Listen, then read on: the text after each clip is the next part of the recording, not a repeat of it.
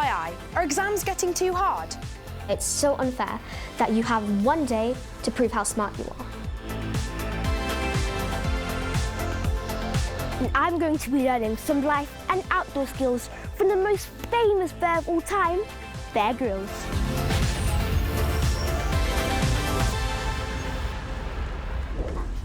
Hello, this is your weekly news show, FYI, where you get to report on your own story. So for a lot of us, exam season is truly underway. It can be quite a stressful time. Have you guys been doing your exams? Well, my exams start after the half term, but I've definitely been getting nervous about them. Yeah, I've had a couple this week and they've been pretty tiring, to be honest. So there's GCSEs and A-levels, Scotland National 5s and Highers, and just recently, Year 6 pupils in England took the standard assessment tests, known as SATs. SATs are tests made up of maths and English to measure our progress in school. Some parents and teachers have complained about the recent English SATs test, saying it was too long and the questions were too tough, so lots of pupils couldn't finish it. Some people are asking if we actually need these tests at all. So what have the government said? Well, a spokesperson from the Department of Education said that the SATs were rigorously trialled and reviewed by experts to make sure that they are appropriate for all pupils. But they said they will continue to work with schools, children and parents to understand the views of this year's papers. Well, it's time to get your shout on this. We went to an FYI news club at St Anselm's Catholic Primary School in Dartford to hear what they think about exams. When I came into the test, I started to freak out so much and always looking at the time, back at my test, my time, the test. Yeah, I just felt angry and I think it was unfair. I think there are other ways to do it, maybe not have a timer, because I've always been against that. It puts you under pressure when the time is up and you still haven't finished your paper. Or I'm just asking that we know the difficulty level, because it can really help us to manage physically and mentally what we're going to do. We could have another way to test because not many people have their strong point in maths and English. You could take science, you could take other subjects. I personally think SATs are not necessary because when we go to secondary school, we all have to do tests anyways to see what position you're put in and what you need to focus on.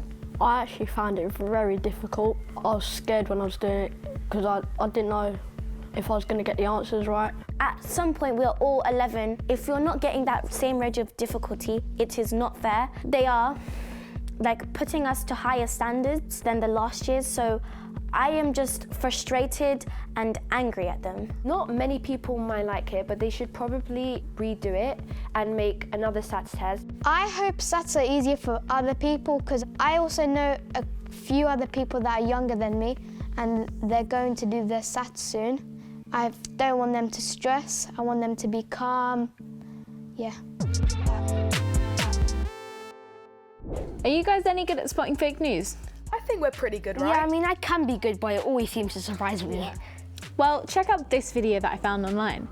Apparently, it's a video of a sofa flying through the sky during a storm in Turkey. That can't be real.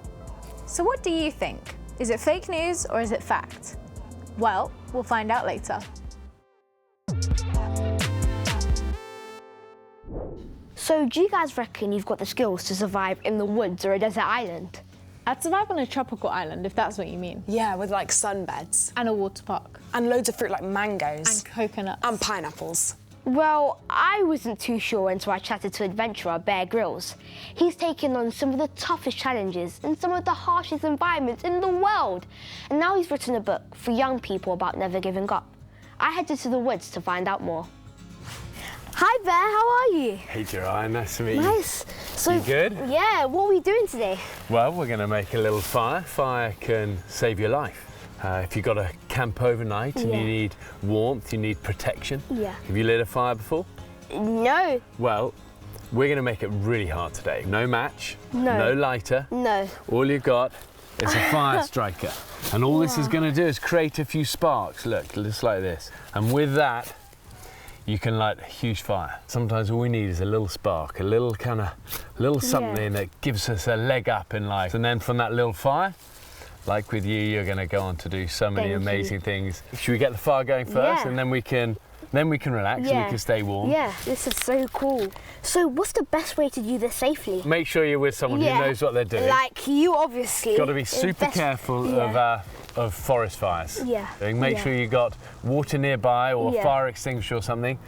Make sure you're making it not in dry grass areas. Okay, so Jeriah, you're going to do this. Yes. I'm Okay. going to get you to aim the spark into there, just like this, okay? Oh, There you go, there you go. You got it, you got it, you got it. yeah. Here we go, here it goes. It's on, it's gone. Look at that. Yes. And then you can ask any questions you like, Jeriah. So you shared your stories and adventures in your books and on TV. Your latest book is far beyond that. It teaches us life lessons. What inspired you to write that? It's designed for people like you setting out in life because, as you know, life is tough, school is tough. And like all good adventurers, you want to be prepared. So it's all the things I've learned in my life that have helped me get ahead. When's the time you had to face a major setback or failure, and what did that teach you? Well, I've had so many failures in my life, and people don't always realise that because you see the successes, don't you? When I first tried to join the military and tried to join the SAS, and I failed that first time, and that was gutting for me, you know. But I remember going back and I got a second time round. So whatever you want to do in life, you're going to get some setbacks. Just take it as a good sign. It means you're doing something right, you're on the right path. Yeah. Just keep going. So you've been to some of the world's most remote places. You must have had to have noticed the effect of climate change. I mean, do you think we should continue to tackle it, or do you think we should just learn to live and adapt to it? Well, one thing I think we should never do is give up. Yeah.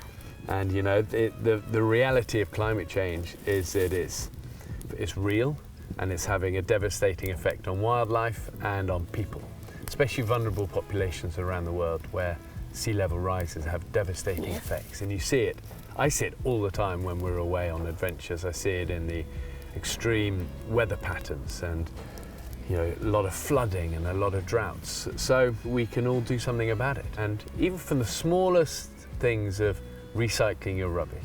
So get smart and do what you can to protect something you love. So you have kids, right? Yeah, 3 boys. If there was one piece of advice, any advice you could give them, what would it be? I think you've got to follow your dreams in life. Yeah. You know, be resilient, be the most dogged, determined, resilient, never give up person you know. Follow this and never give up. Thank you so much. And our fire's been doing really well the whole time we've been talking. We've warmed up because it was raining earlier, Yeah, it wasn't was. And this is nice. Check this out.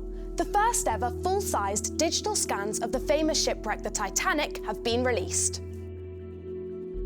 The Titanic sank in 1912 after hitting an iceberg in the Atlantic Ocean, and more than 1,500 people lost their lives.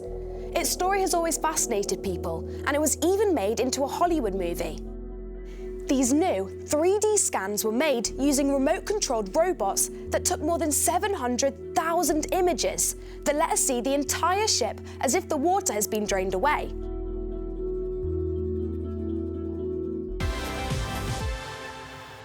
Fancy going to the moon? Well, another billionaire has just joined the space race to try and make that possible. The US space agency NASA has been working with billionaire Elon Musk to land 2 astronauts on the moon over the next few years. But now Amazon founder Jeff Bezos has also signed a contract with NASA to build a different landing craft that will hopefully take a whole crew to the surface of the moon by the end of this decade. So why are we so desperate to explore space? Well, if you just don't get it, don't worry, because Scarlett's been investigating.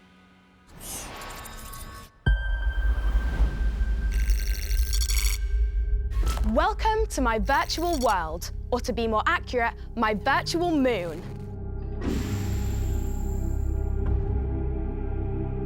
In July 1969, the world watched in wonder as Neil Armstrong became the first man to walk on the moon. It's one small step for man, one giant leap for mankind. It was an incredible achievement with some pretty basic technology. He was the first out of just 12 humans to have ever walked on the moon, all American astronauts and all men. Nobody's been back since 1972, but finally, American Space Agency NASA is preparing to return. 3, 2, 1, boosters in ignition, and liftoff of Artemis 1. we rise together, back to the moon and beyond. The brilliant thing about the moon is that its gravity is only 1/6 of what it is on Earth, so you can take giant leaps. Whoa! Easily breaking world high jump records. Plus, it comes with an awesome view back to planet Earth. But I couldn't possibly survive for real dressed like this, as there's no atmosphere on the moon. So astronauts need their own very special spacesuits with their own supply of air. NASA's Artemis project is aiming to take a diverse crew to the moon, including the first woman. Eventually, they hope to have a permanent base on the surface of the moon where astronauts can stay for months at a time. It'll cost a fortune though, so why do it? Well, here's space scientist Dr. Maggie Adarin-Pocock to help us answer that question. Part of it is the spirit of adventure. Part to learn new things, like how to live away from Earth, or the challenge, for instance, of designing a base on the moon. NASA has said it also wants to send astronauts to one of Earth's closest neighbours, Mars, by the 2030s. At its nearest, it's around 34 million miles away, and it'll take at least 7 months to get there. Maggie, the moon base could be a help here, couldn't it? Yes, that's right. If you've ever seen a rocket launch, you can see that taking off from the surface of the Earth requires a huge amount of fuel. Also, sending people to Mars means a lot of supplies for the journey there and back. But as you mentioned, the moon has just 1/6 of the Earth's gravity, so launching from a moon base would require a lot less fuel.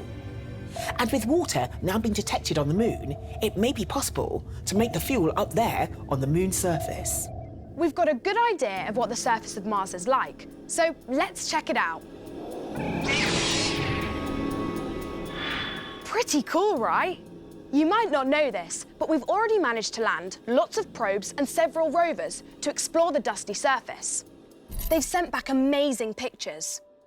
So what would it be like living here on Mars? The biggest challenge is the atmosphere. It's mainly carbon dioxide, which means we can't breathe it. So that means wearing a spacesuit whenever we're outside. Then there's the temperature. Mars is further away from the sun than the Earth is, so it's colder. On average, the Martian surface gets a little warmer, but a lot colder than Antarctica. And there's no quick rescue if things go wrong, is there? From the Martian surface, the Earth just looks like a bright star in the sky. A call for help message will take between 5 and 20 minutes to get to the Earth, depending on the relative position of the two planets. And even if a rescue mission was launched straight away, it would take around 6 months for it to get to Mars. So will we ever be able to go on holiday to another planet? Well, there aren't going to be hotels popping up on Mars or even the moon anytime soon. But companies like Virgin Galactic and SpaceX are now taking people into space, at a price. In science fiction films, humans live all over the universe, so could that ever become a reality?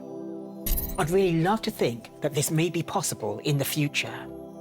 In our galaxy, the Milky Way, there are around 300 billion stars, and we're now finding planets going around many of these stars. As humans, it's hard to imagine a more perfect place to live than Earth. But the space age is very young, so imagine where we might be in 50 or even 100 years' time. Wow, thanks. So maybe, just maybe, science fiction could eventually become fact. Beam me up.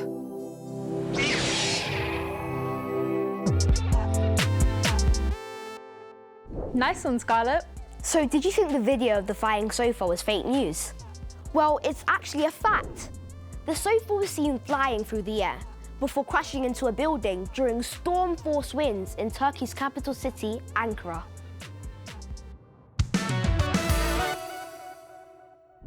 Well, that's it for this week. But don't forget, if you have a story and want to report for FYI, why not set up an FYI News Club at your school?